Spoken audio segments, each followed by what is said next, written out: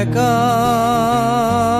বেঁচে থাকতে শেখো প্রিয়, তোমার নামেই শিরনি দিয়েছি তারার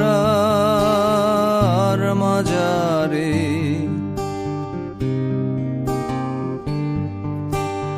আশা রাখি সুস্থ হয়ে উঠবে তাড়াতাড়ি, আমার নিরাগ লাগে ভারী কবে ছোঁব সাদা শাড়ি।